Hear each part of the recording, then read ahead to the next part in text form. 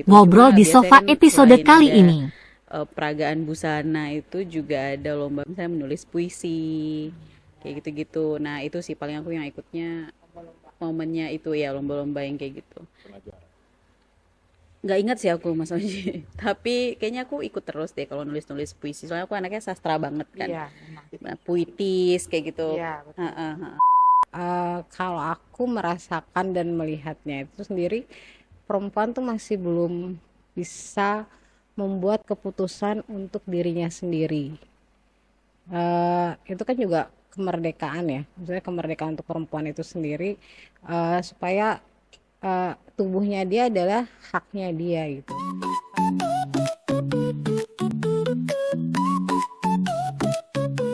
Di sofa ini kita berkumpul, bercanda dan bersukaria. Di sini kita ngobrol-ngobrol, bahas apa saja, dari yang ringan sampai yang bikin pusing. La la la la la la la la la la la la du du du du du.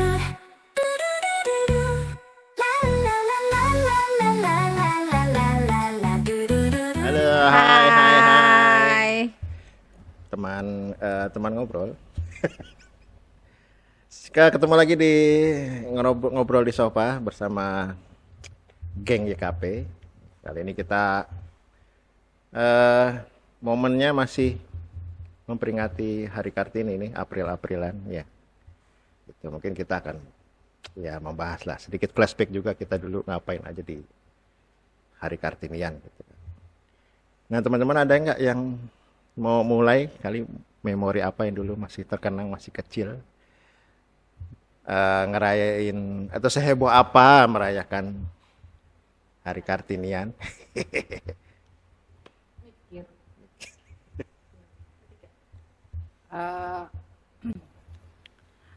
Kalau aku waktu kecil, momen yang aku paling seneng itu pawai.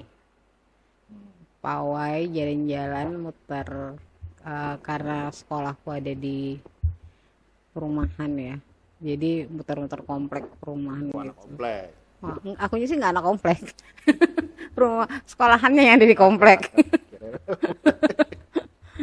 Terus pawai gitu, terus jalan, terus pakai baju daerah, pakai kebaya. Kan identiknya kalau Kartini itu sama dengan kebaya.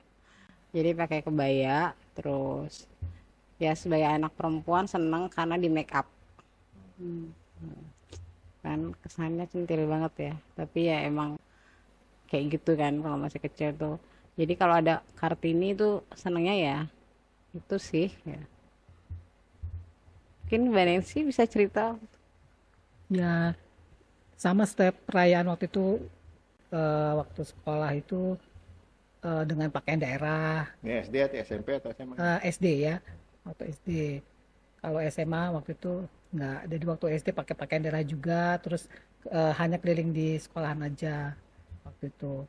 Ya, untuk memperingati bahwa Kartini itu tuh memperjuangkan untuk pendidikan emansipasi, itu aja sih. Ininya. Pakai baju apa dulu Mbak Nancy? Ingat nih. Apa ya waktu itu ya, pakaian daerah, baju Manado waktu itu. Oh, Manado. Ya, Selalu Manado. baju bodoh. Selalu Manado tiap tahun. Enggak juga. Baju bodoh. Bukan, Tenun. Canton. Iya. Nggak ada.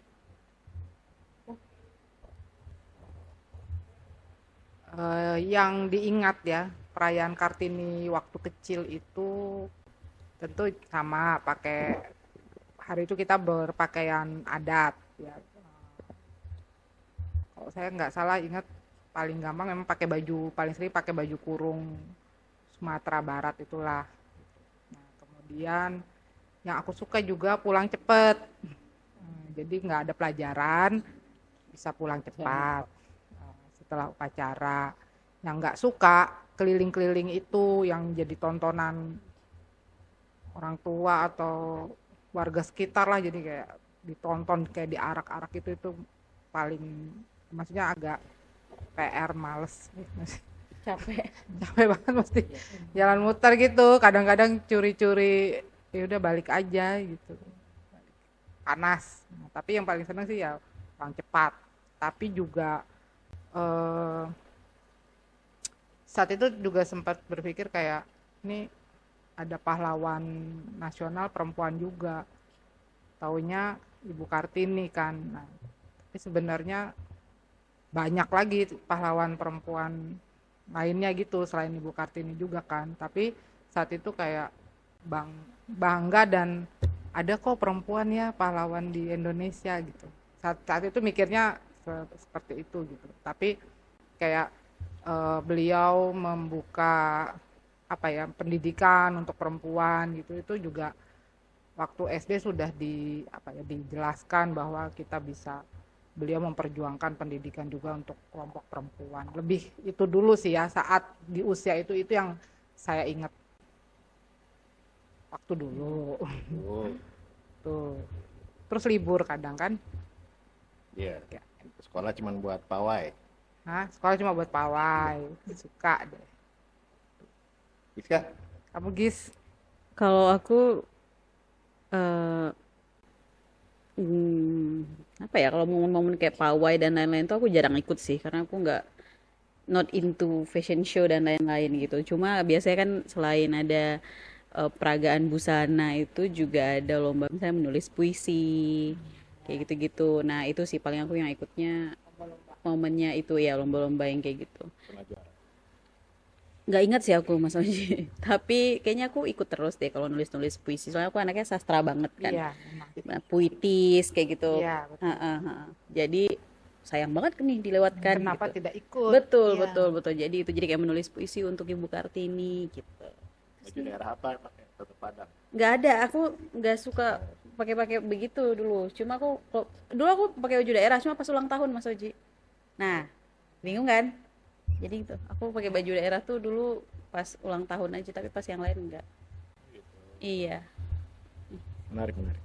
Mas Oji? Aku. Nah, ini aku jujur aku ya ingetnya emang pasti pakai baju daerah. Aku juga lupa baju daerah apa ya. Seheboh apa juga ibuku mempersiapkan itu juga mungkin beyond that. Teman kalau aku pawai kayaknya aku nggak pernah pawai karena kayaknya seingatku cuma di sekolah fashion show betul. Nggak tahu mungkin teman-teman ngobrol yang lain juga pernah nggak ikut lomba fashion show, dikasih nomor tuh gede-gede di sini tuh. Terus panggungnya yang dari meja-meja kelas yang disusun di atas. Meja kelas. Tuh SD tuh ingatnya itu, jadi teman nggak tahu juara apa enggak, cuman yang penting ya kita senang aja sih gitu kan dulu kan. Mikir pernah kepikiran gini, mungkin aku ya mungkin laki-laki ya, kenapa masih dirayain nih gitu kan, kok spesial banget nih satu perempuan nih gitu kan.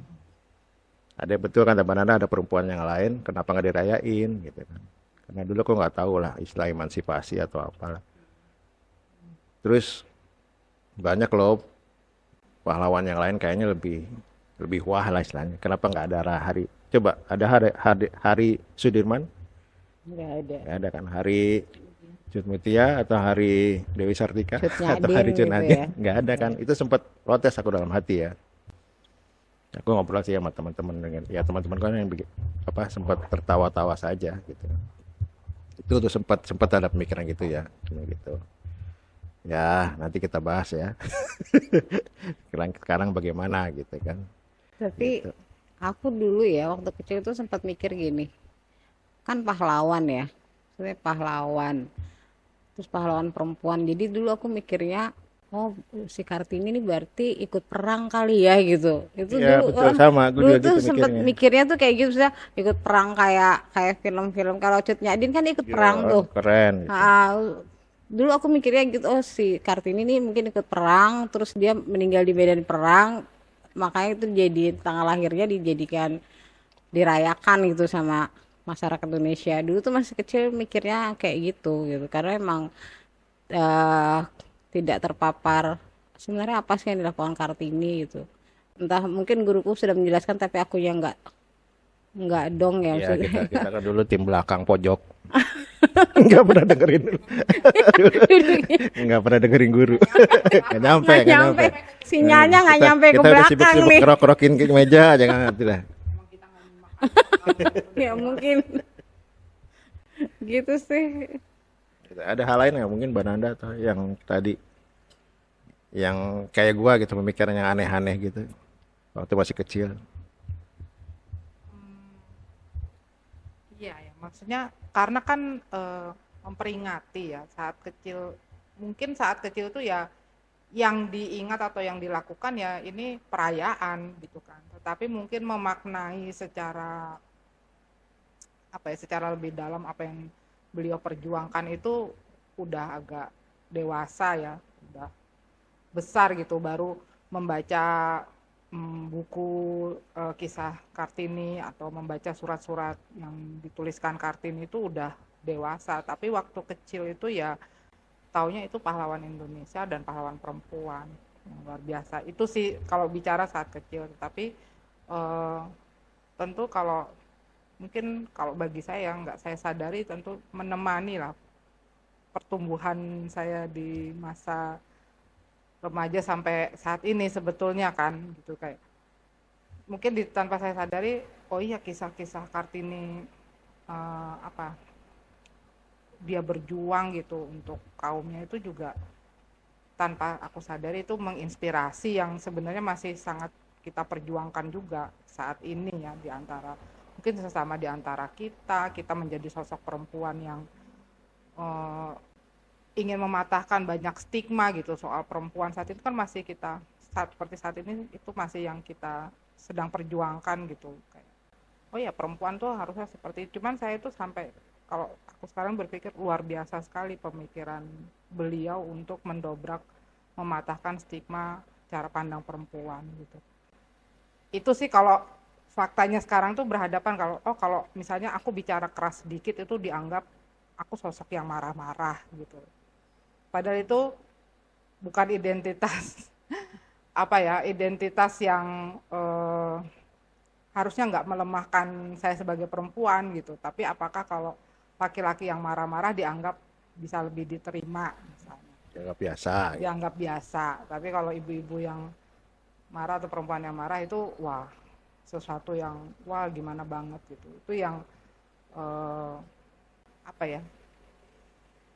PR yang tantangan masih dihadapi bahwa ya perempuan itu dia punya perjuangannya sendiri juga sebenarnya gitu, makhluk manusia juga. Jadi kita jangan menambah stigma lagi terhadap perempuan. Kalau ini bicara sekarangnya ya, tapi kalau dulu ya itu tanpa aku sadari ternyata masih susah mewujudkan apa yang dicita-citakan Ibu Kartini gitu. Tapi sangat berterima kasih. Maksudnya kita pun juga untuk mendapatkan akses pendidikan misalnya, ya kesehatan, ya untuk lebih apa ya sama setara dengan laki-laki itu kan terus kita diskusikan di tiap tataran tingkatan ya, baik di rumah tangga atau dalam keluarga atau di antara teman kerja itu kan kita apa mendiskusikan. Dan ya kalau saya bicara YKP ya itu sudah selesai lah kalau di YKP ya, maksudnya sudah kita mencoba, bukan mencoba, kita melakukan apa bentuk kesetaraan itu menjadi bagian di dalam nilai-nilai kita kan.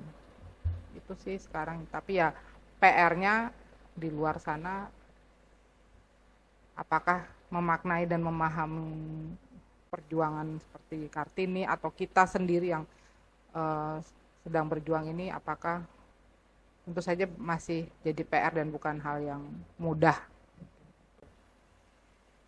Itu sih yang ingat dulu soal Kartini. Serius ya? Iya.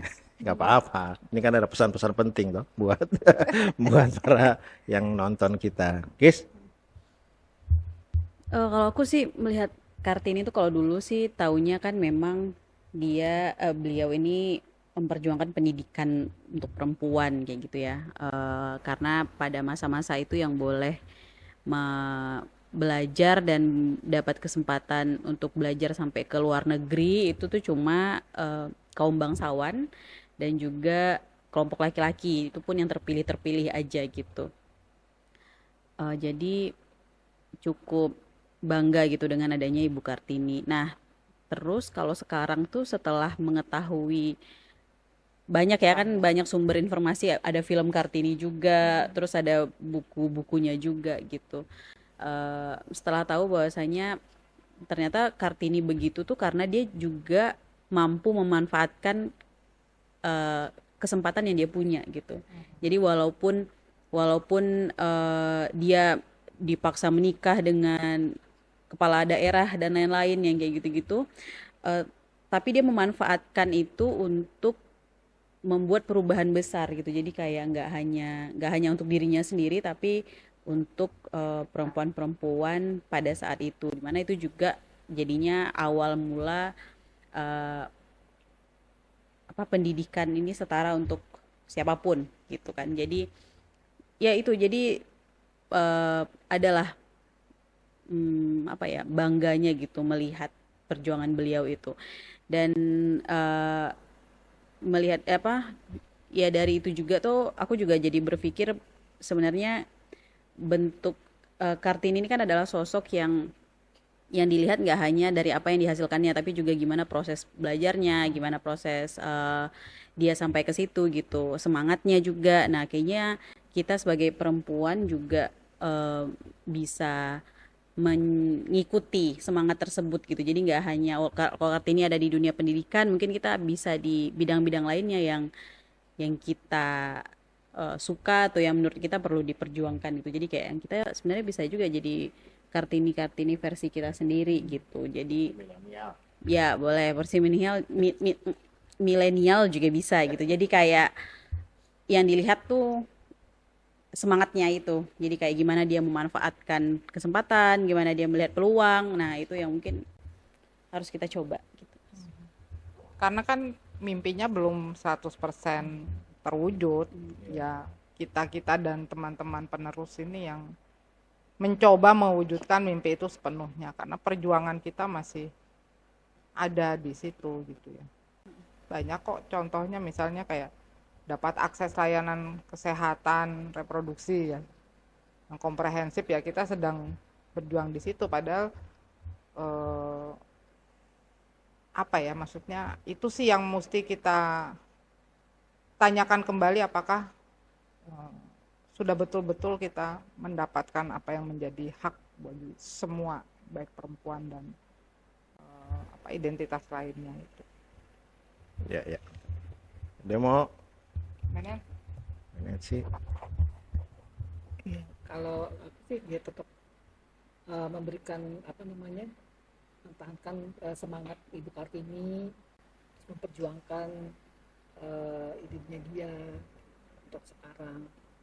Sekarang aja kita pendidikan, akses pendidikan bisa didapat dulu sangat susah di zaman Ibu Kartini. Jadi kita tetap punya semangat memperjuangkan ide beliau. Gitu. Ya, ya, ya. Sip, sip. Mungkin aku nyambung dari yang Nanda tadi ya, soal hak kesehatan reproduksi perempuan.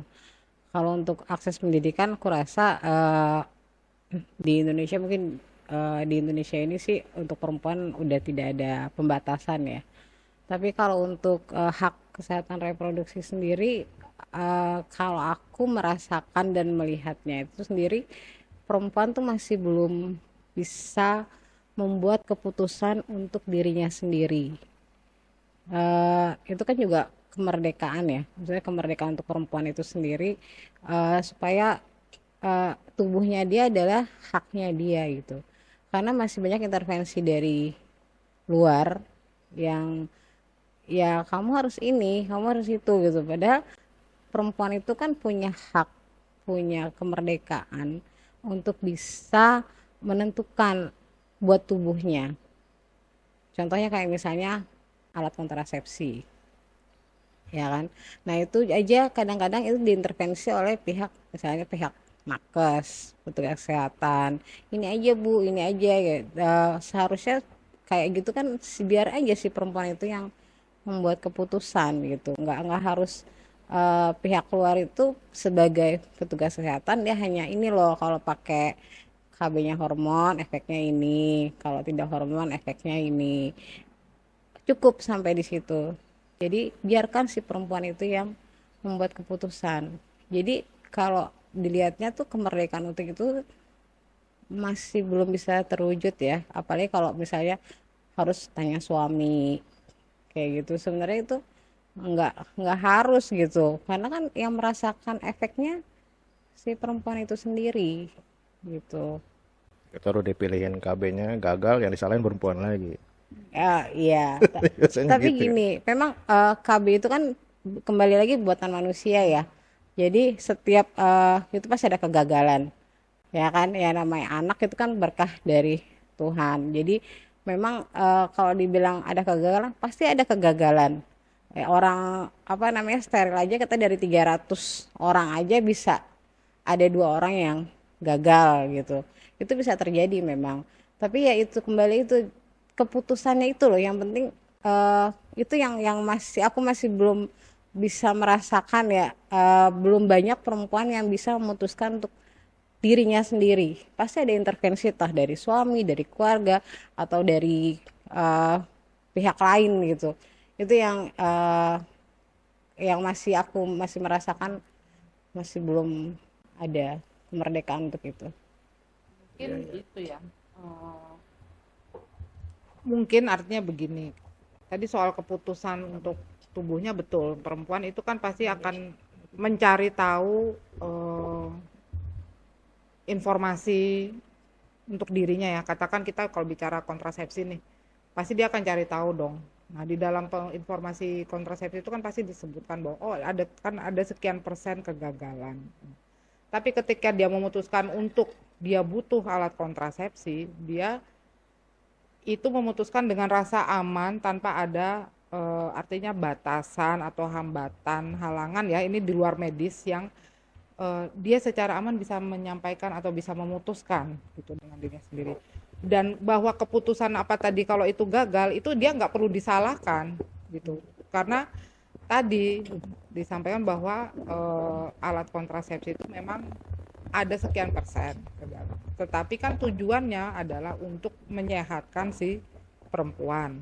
Nah, dari dia mulai dapat informasi dengan mudah dan aman, kemudian dia bisa berkonsultasi dengan petugas kesehatan gitu ya, atau ya petugas kesehatan yang memiliki informasi yang komprehensif ya, dia kemanapun dia mencari informasi itu dia bisa mendapatkan informasi yang komprehensif, benar dan aman bagi dirinya tanpa harus diembel-embel stigma udah ada izin suami belum gitu. Itu dulu sih. Nah, bahwa nanti kebutuhannya ada dia berkonsultasi atau dia menyampaikan dengan pasangan itu bukan sesuatu yang memberatkan keputusannya lagi gitu. Jadi dia juga merdeka secara secara untuk mulai dari dapat informasi dan mendapatkan layanan, si perempuan ini juga merdeka untuk mengambil keputusan yang dia mau gitu, tanpa harus juga ditambahkan embel-embel rasa bersalah atau mitos lah misalnya ya, atau